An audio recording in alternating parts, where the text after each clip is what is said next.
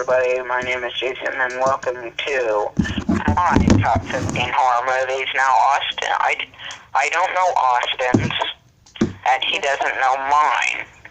So we're going into this completely unaware. My number 15 is the Amityville Horror from 1978, I believe. I will get out of the shot so I don't just stare at the camera. I liked the Amityville Horror because it was a great movie. It was supposed to be based on a true event, but it was revealed not to be. It's just all around a great movie. My number 14 is It Follows, released in 2014 or 2011. Great movie. One mistake can ruin you for the rest of your life. It follows. It isn't a ghost, but it's a physical being. So if you lock it in a cell, that means you'll be free all your life, but it will keep following you. So you have to either travel long distances, keep passing it on to different people, or just trap it in a cell, and then it's done. But my number 13 is Night of the Living Dead. That was by George A. Romero in 1968. A great original, probably one of the last great black and white horror movies. My number 12, Rosemary's Baby.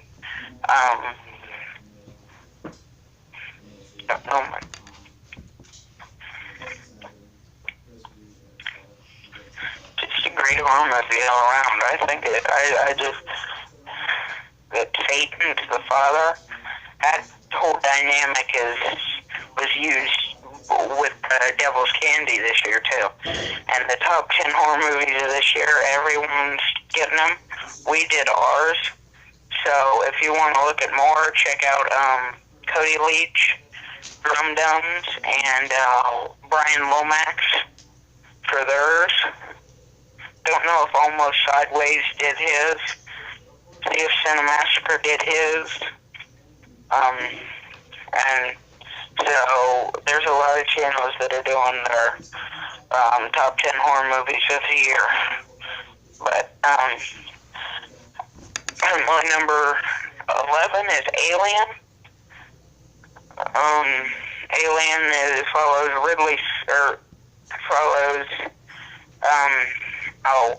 the girl's name already.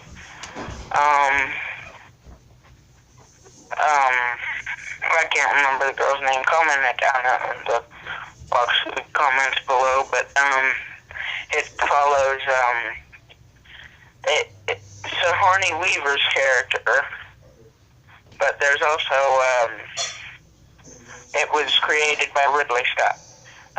My number 10 is Dracula, starring Bela Lugosi, Edward Van Sloan, and Blake Fry. Great original horror movie. It's good. Number 9. Most people haven't heard of it, but it's Wolf Creek.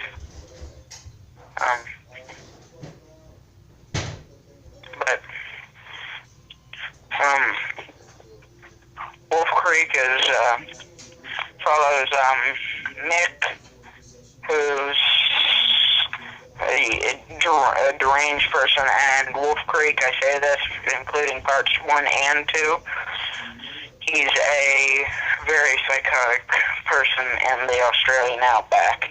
So you should watch it if you haven't seen it. My number 8 is Don't Breathe. Pretty simple. He's blind. He's blind, and his sense of hearing is great. So even if you breathe, he'll be able to find you. The Thing. My number 7 is The Thing. John Carpenter really did this great and remade it.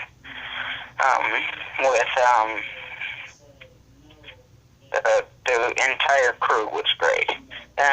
Number 6, Black Christmas. Black Christmas, 1974.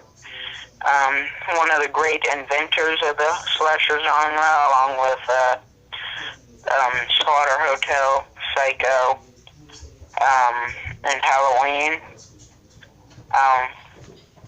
Another one where you should check it out if you haven't seen it. Now we're getting into my top 5. My number 5 will probably surprise some people, but it's Trick or Treat from 2007.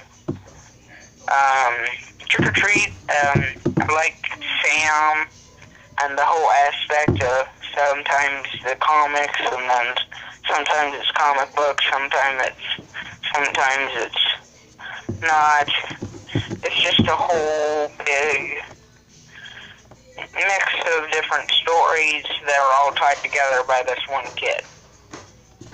Then there's number 4, A Nightmare on Elm Street. That's what I got. I got number 4, Nightmare. A Nightmare on Elm Street, Wes Craven, one of the greatest horror movies of all time. Well, obviously, because I ranked it there. But Freddy Krueger just shaped the nation with, especially with,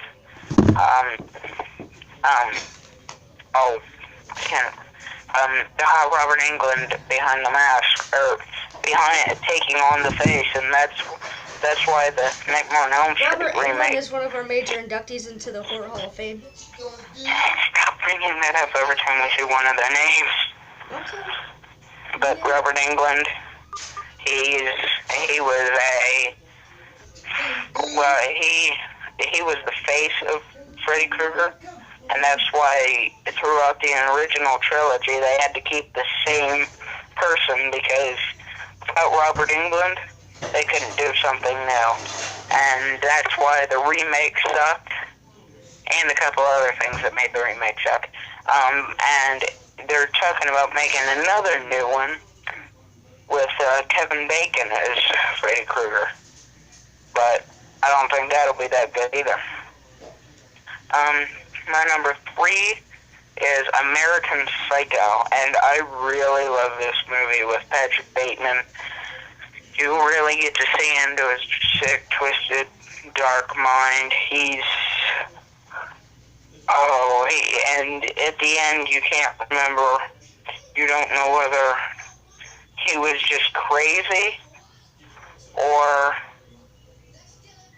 that he actually killed all those people, or it was just a dream. And then my number 2 is The Shining with Jack Nicholson. Jack Nicholson, yeah. Here's Johnny. It's very slow paced in the beginning, but by the end it starts ramping up and it gives you real terror. I was scared to death while watching it. Now some honorable mentions. Friday the 13th doesn't make it on my list, neither do any of the sequels. Texas Chainsaw doesn't make it on my list, neither do any of the sequels. Halloween doesn't make it on my list, neither does any of its sequels. But,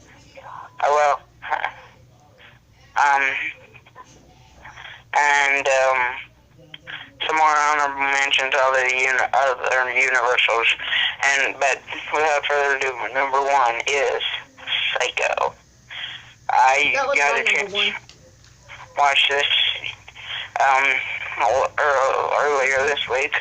It was a great movie. I watched all 4 of them, and I'd say that the original is the best, then number 4, because I like number 4 too.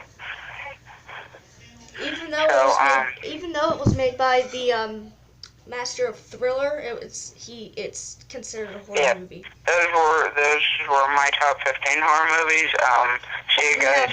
Stay awesome. Nothing Bye. in common. See you guys. Have a good one. Wait, will this go on a Jason's Corner? No. Alright, I gotta get off of here. See you guys. Upload Stay it. awesome. Goodbye. Yep.